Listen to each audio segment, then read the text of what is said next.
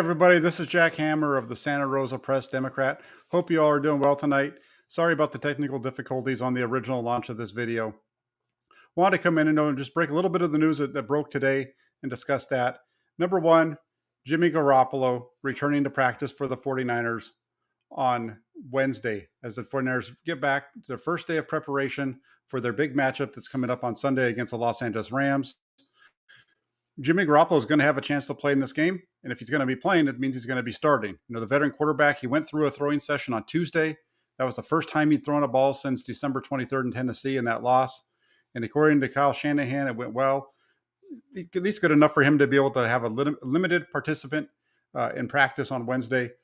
Looking at some of the videos that I saw from practice today, it definitely looked like Garoppolo was throwing the ball as we've always seen him throw the ball. Didn't look like his throwing motion was off. It didn't look like his location on the ball was off. It looked like he was throwing like Jimmy Garoppolo did, the week up to that game in Tennessee. So things definitely looked good on that front for Jimmy Garoppolo. He was asked about how his thumb felt after the session. And, he told reporters that it was sore, but that it was a pretty good throwing session. Just trying to get back into the swing of it, get his motion back and everything, and get it feeling the way that he wants to feel. And then he was also asked, what it feels like to throw a football when you have a thumb with a torn ligament. And he said, it hurts. It effing hurts. And that's to be expected, especially with it being on your throwing hand. But once again, when you watch the videos of him throwing the ball today, it didn't look quite as bad as maybe it was. It sounds like when he described that, or he has a high pain threshold. Who knows? But he was definitely throwing the ball well today. We don't know what's going to happen here as far as this week. Shanahan was asked if he was going to be naming a starting quarterback. He was pretty blunt in that he's not going to be naming anybody to be his starting quarterback this week. That's going to be determined throughout the week. He'll probably share that internally with his quarterbacks. Probably already did. Maybe we'll have that for sure by Friday. But it definitely sounds like a situation where Jimmy Garoppolo could start for the 49ers on Sunday. Now, the question is, should he start on Sunday, or do you go back to Trey Lance? If you go back and you look at that game with Trey Lance on Sunday against Houston, there were some rough moments in the beginning of the game in the early parts of the first half, and he kind of worked his way through those. And when you look at that, one of the things for me, and if you've watched my videos before, you know my film breakdowns. And one of the things for me with my film breakdowns is I don't want to sugarcoat anything. And so when you watch the game, there's a few rough plays in the first half of the game that he goes through. But those rough plays, and that's why it's important to be honest about the rough plays, because when you go and you look at the good plays as they come up throughout the game, it makes them even that more impressive. If you look at that just kind of without showing video, for example, the first one of the first throws of the game that he drops back, I think it's the first one, he drops back and he doesn't throw it to Brandon Ayuk, who's open. When he hits his back foot, he has Brandon Ayuk getting into a hole in the secondary, but instead of throwing it, he takes off scrambling to his left.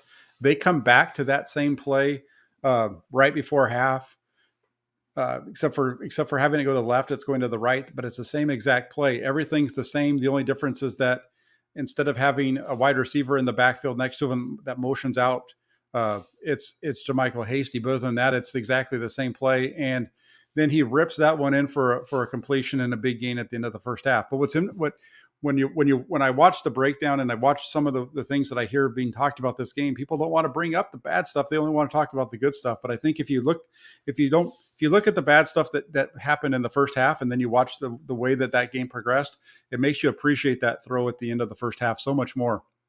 And really the way he played throughout the second half as well. He had a rough start, but he was really good in the second half. And so now you come into this game on Sunday. Do you play? Do you start Trey Lance? Do you start Jimmy Garoppolo? And it's already been fun kind of seeing the discussions that are going on Twitter and watching the way that people are changing their opinions. Yesterday, for example, there was Eric Davis on Twitter yesterday saying that, based on the way that Five played, Five is the quarterback that you go with. That's what he said yesterday.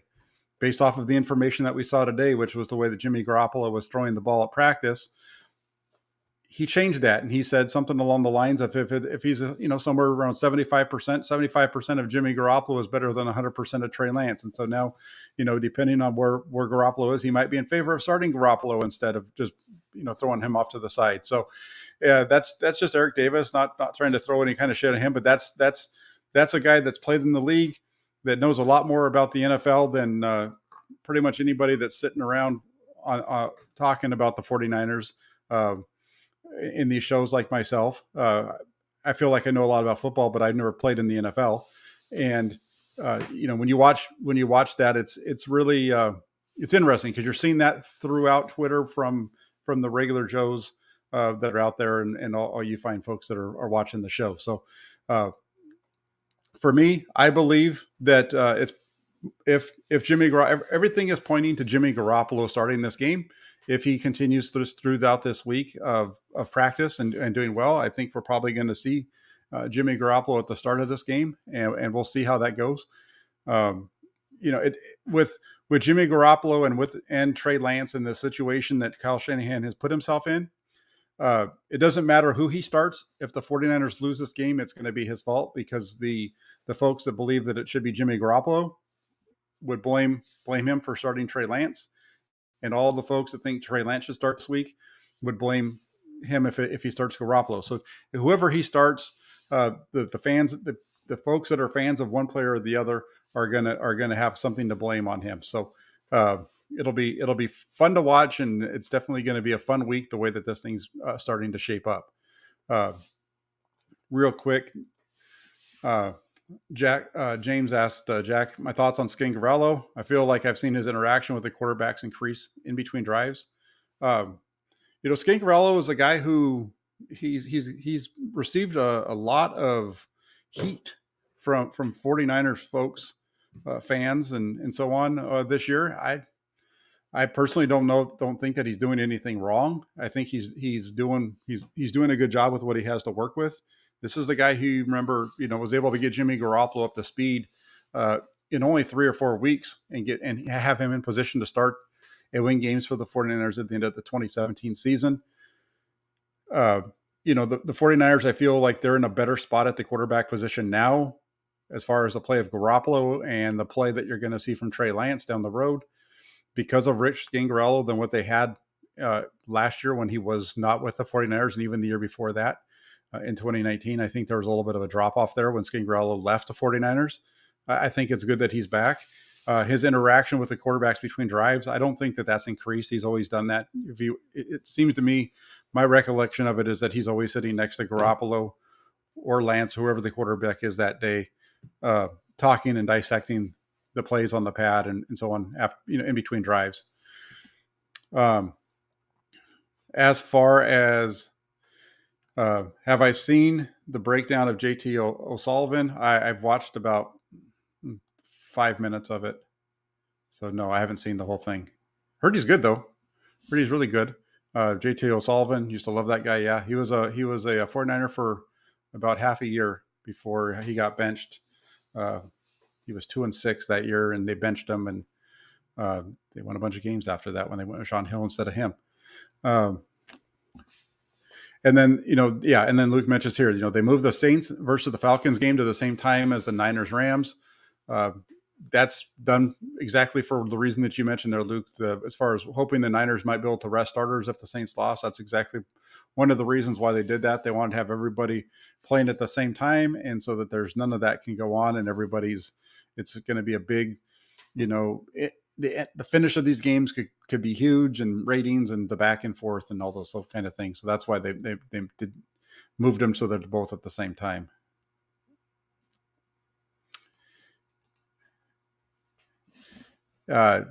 This is a good one. Blame is after the fact, and I think no matter who gets blamed, Jimmy is out next year and Trey is in. I think Jimmy is the reason our season is barely above water instead of safely in. Well, I will say this. Jimmy Garoppolo will not be with the 49ers next year. I don't believe he's going to be back with the 49ers next year. There's a chance that they could choose to somehow rework his deal and take some dead money. I find that hard to believe. especially given the way that, given what we've seen from Trey Lance, going back to the growth of Trey Lance and the growth that we saw in him from week 5 to week 17. One start in week 5, and then you watch that start in week 17, and the quarterbacks look a lot different. There was throws from Trey Lance in that game that we haven't seen from him before. The throw to George Kittle is a throw that he wouldn't even attempt to throw when he was at North Dakota State. So that's one that I think is a really big time throw. That the throw to Kittle down the middle, one of his best. The throw to Brandon Ayuk, like I said, he took it the second time, didn't take it the first time. High level throw that we didn't see him do in Arizona.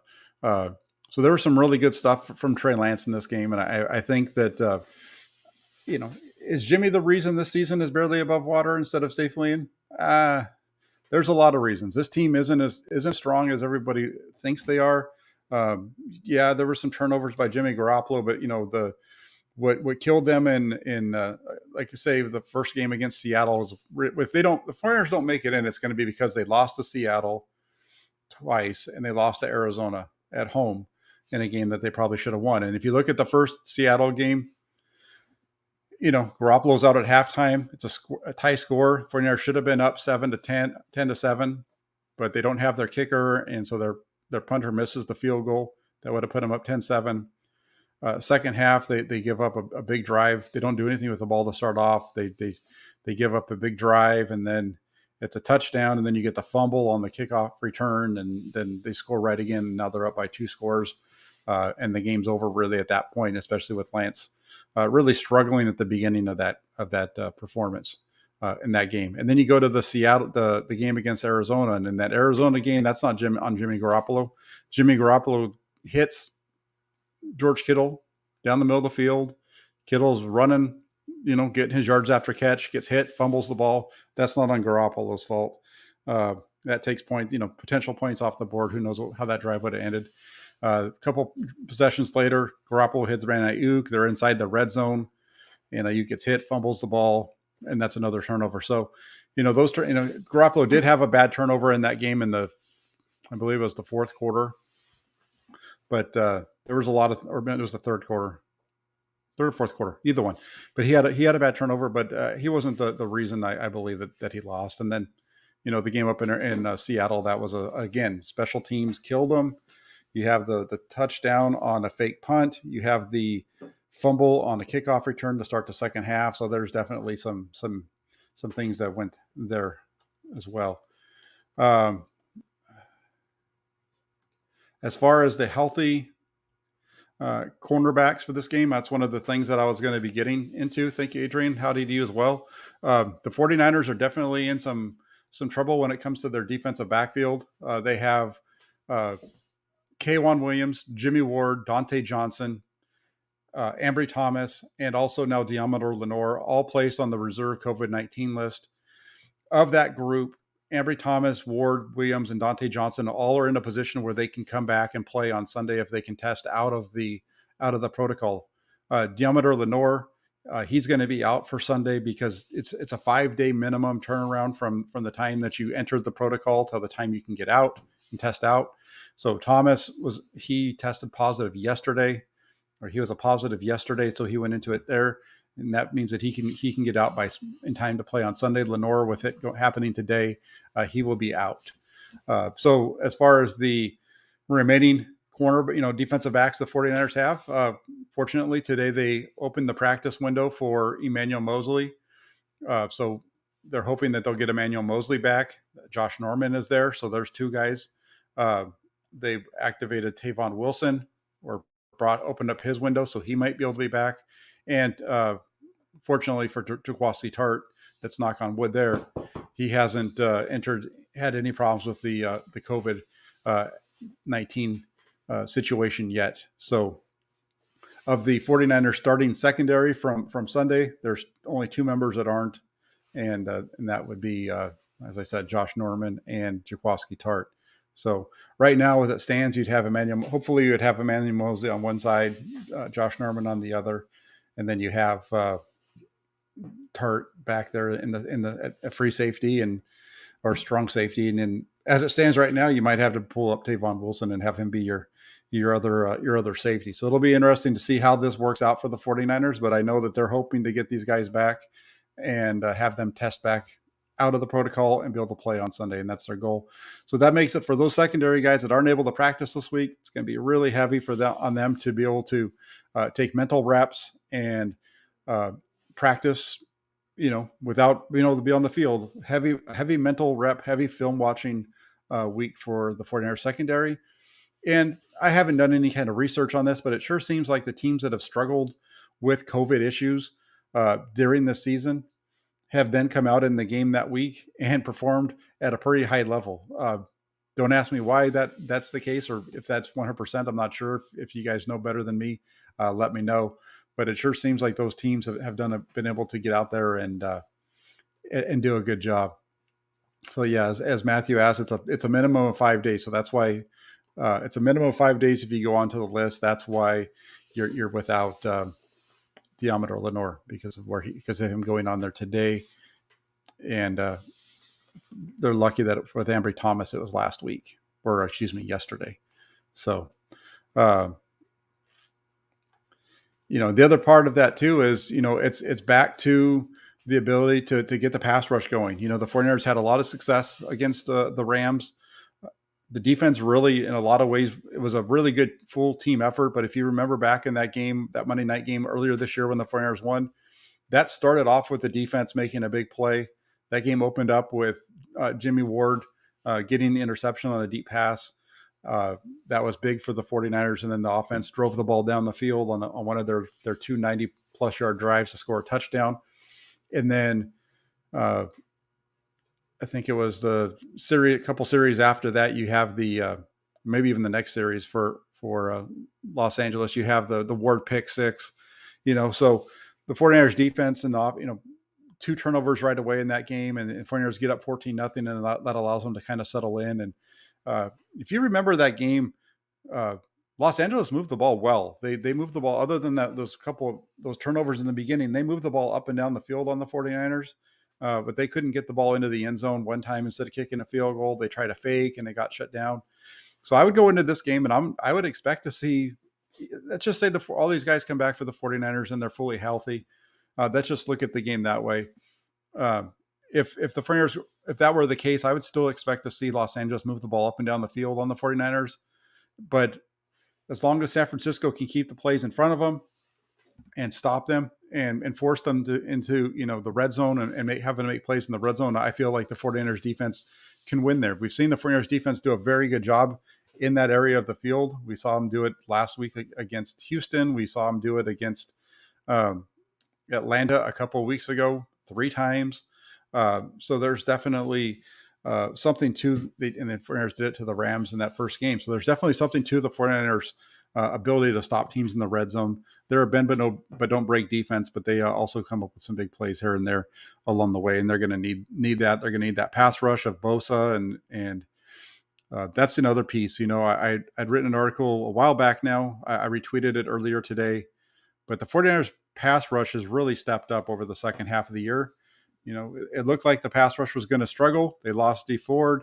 What are they going to do now? And that loss of D Ford and the way that the 49ers coaches responded in some ways kind of saved the defense and saved their season. They went out and they decided to move Eric Armstead inside full time instead of having him, split time between inside and outside. They just decided to move him down to defensive tackle full time.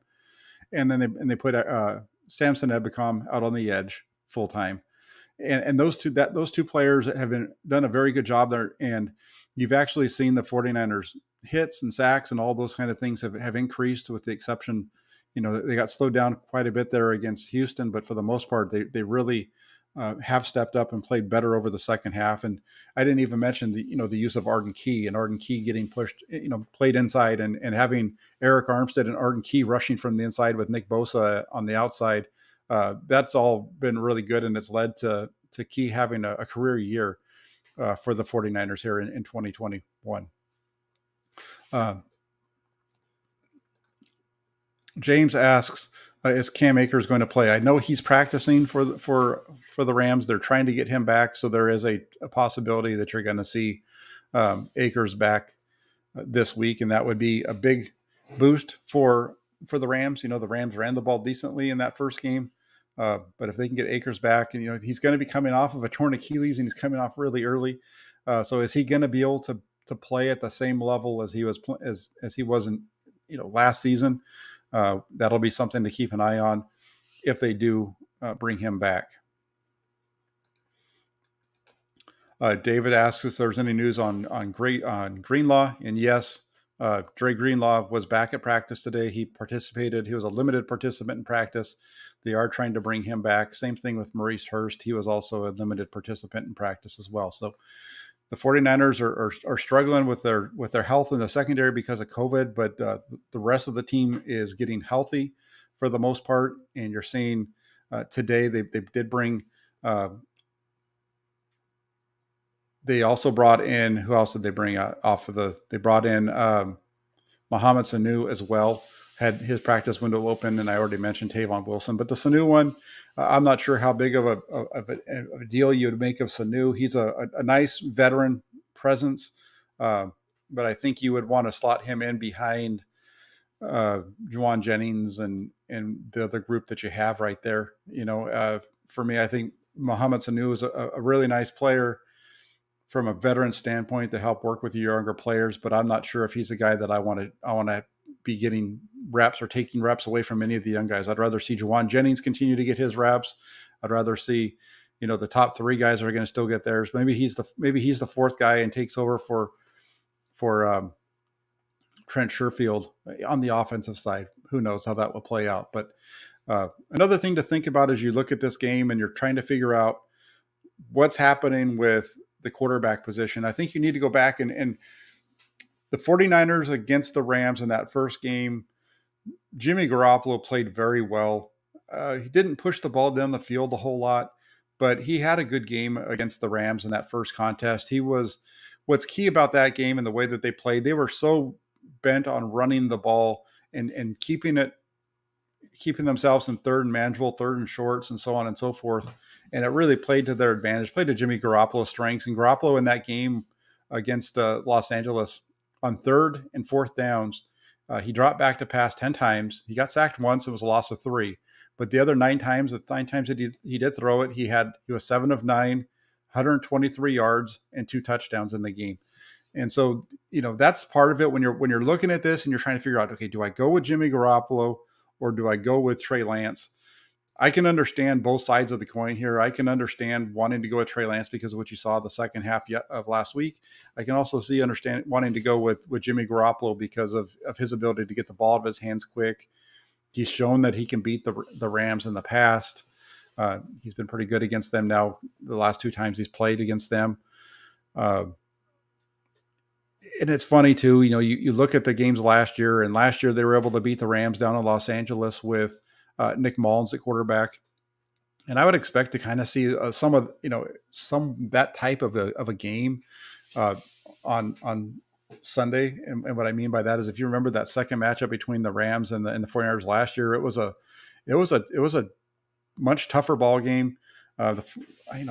Nick Mullins was a starting quarterback. He led a drive at the end of the game for the 49ers to win. But the 49ers also, part of the reason they win that game is because you get the pick six from a defensive tackle and some of those kind of things. So we'll see what happens there. As far as what's going on with Ross Dwelly, I'm not sure. It seems like he's somewhat being phased out of the offense. You're seeing Ross. He's been in there a little bit, but you're seeing Charlie Warner be utilized a lot more, recently, and they haven't, when they get into their 2 tight end sets, it seems like it's more of George Kittle and Charlie Warner doing that. So yeah, that's kind of where we are. I think, you look at this game and it's going to be fun. Well, I'll be on tomorrow night to break it down a little bit further with Jesse Naylor for the Hammer and Nail show. But when you look at this game and you start to think about, the title of this was Jimmy Garoppolo and is he going to play? I think there's a strong case that he's going to be playing, and we'll see. As I said, I can completely understand both sides of the argument for and against Garoppolo playing or for and against Lance playing. I think you can make an argument for both sides, and you can make a good, strong case for both. And one thing or another, I think it's pretty clear that Trey Lance is going to be the quarterback next year of the San Francisco 49ers. And it'll be fun to see what happens if that's the case, what they do with Jimmy Garoppolo, where he goes once they move on from him, what they get for him, and then also who they bring in to replace him, because the 49ers are going to be bringing in a quarterback next year. I don't think you're going to see the two guys, just those two guys that are there. So currently, I don't think you're going to see just Lance, because Lance is the only quarterback under contract for next year. So we'll see. And then, again, a big game for the 49ers, though, coming up. They go into Seattle, and it's going to be into Los Angeles. I'm looking forward to this game on Sunday, and it should be a really good matchup. Real quick before I jump off, Angel asks, who's a good corner we can get this offseason? I think the 49ers are going to go into this offseason, and they're going to look at Embry Thomas and Emmanuel Mosley, and those are the guys that they're probably going to go ahead and move forward with moving into next year. I think the position that they're going to have to look at is going to be they're going to maybe have to bring in a little bit more depth at that spot, but I don't see them spending big on the corner position unless they feel like they're going to try to move off of Emmanuel Mosley after next year. But they need to, and then at slot, they're not going to have. I don't think they're going to be able to bring back K'Wan Williams next year. I think Williams, we'll see how that works out. Williams may just be too expensive for the 49ers. So who do they bring in there? I think De'Amon Lenoir was initially brought in with the expectation that he was going to be playing in the slot, but then with the injuries and things, when Verrett went down, he just was the next man up, because at that point, Embry Thomas was still struggling a little bit more than he was. As far as corners, I don't have a name to throw out at you right now, but I would just say I don't expect the 49ers to spend big money or high draft picks at that position. It's just not what they do, and it's not something that they're going to have other areas of need where they're going to have to address with that first. Probably we'll see what happens with Garoppolo, but it's likely going to be that the first pick comes in the second round, and they won't have another one until the third. So we'll see. And then David says Jason Verrett. No, I wouldn't touch Jason Verrett with a 10-foot pole. He was really good last year. But unfortunately for Verrett, he's always been very good when he's been healthy. And the problem is that he hasn't been healthy throughout the majority of his career. He's never played a full 16 games.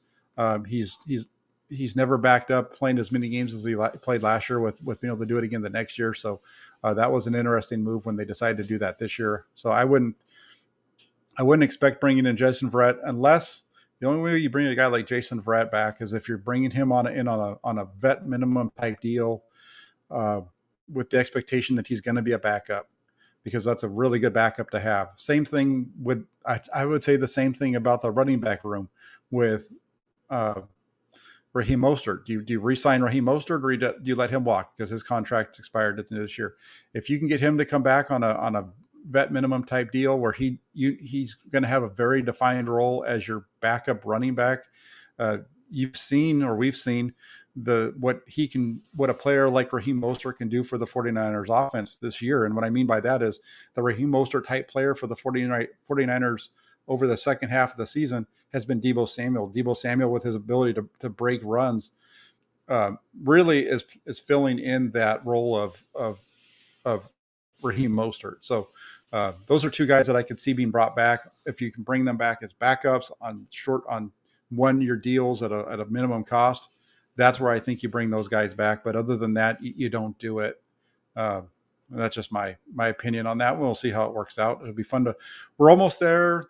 Hopefully the 49ers are going to be playing for another 5-6 weeks, whatever it is after this week. Hopefully they're playing all the way out to the 13th of February, which is Super Bowl Sunday. We'll see. But as soon as the season ends, we'll definitely be breaking down the off season of where the 49ers need to go next.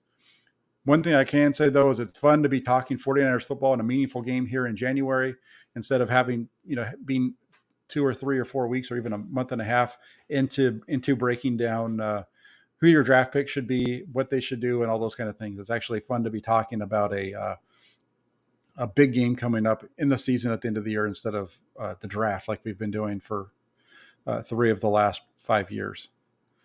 And then real quick before we go, will Mike McGlinchey back up Compton next year? That's a good one. I mean, the 49ers have McGlinchey under contract for next year. They did the 5th-year option with him, so he's likely going to be back. Tom Compton has proven himself to be a solid backup option. And he's a very good run blocker.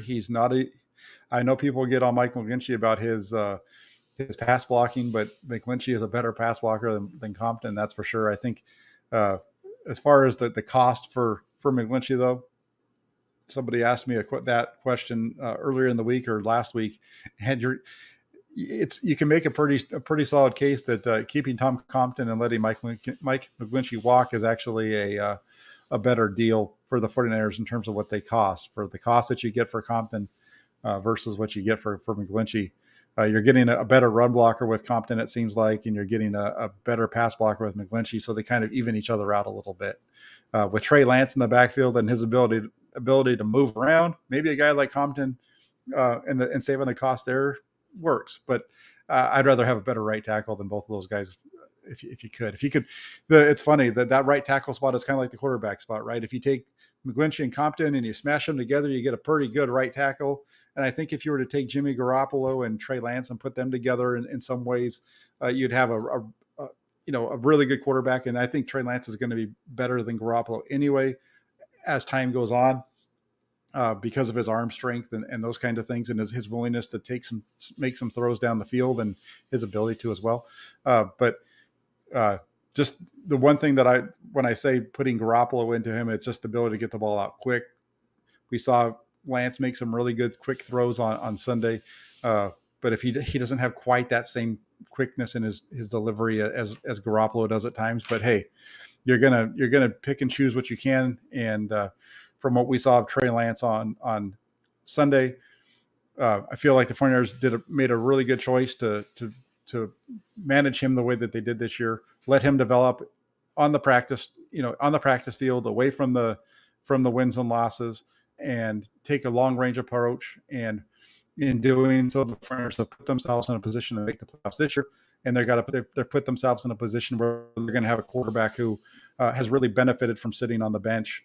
As crazy as that might sound, because if you listen to what Fred Warner and George Kittle and Trent Williams and Kyle Shanahan said last week, he showed a lot of growth. He meaning Trey Lance has shown a lot of growth over the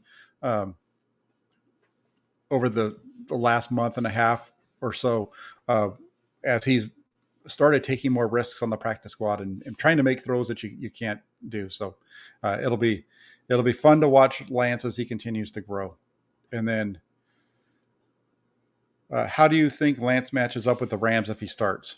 I think he'll be okay. I'm a little. Here's what worries me, and I mentioned this on my film breakdown that I did with Grant Cohn on his channel last night. Is the thing that does worry me about Lance against the Rams is, if you remember early in the game on Sunday, you saw Lance moving around quite a bit early on and really being affected by pressure instead of. There was one play in particular, it was a quick slant to his left, and he got both receivers over there open, but he gets some pressure. It looks like there's somebody kind of flashes across his face, and instead of delivering the ball, that causes him to pull the ball down and start running around. He ended up making a play out of it, but it wasn't. It was a play that should have come out right away, and it was a big bang type of a play. So I think with what we know of the Rams and their ability to generate pass rush with guys like Aaron Donald and so on, and Little, and they've got the heck of Von Miller, but they definitely have the ability to put some pressure on Lance and make him move around. And I would be worried about that. So looks like my connection's getting a little glitchy. So before it conks out on me again, I'm going to go ahead and log off now. But I want to say thank you to everybody that jumped on with me real quick here unexpectedly. Hope you I was able to share some information you guys like or helped you out a little bit. But if you could go ahead and hit that like button, subscribe if you're not already subscribed, and subscribe and comment. That'd be fantastic. So like I said, appreciate everybody that jumped on. Have a great Wednesday night, and I will be back tomorrow night at 6:30 for the Hammer and Nail show with my partner, Jesse Naylor. Take care, everybody. Have a good night.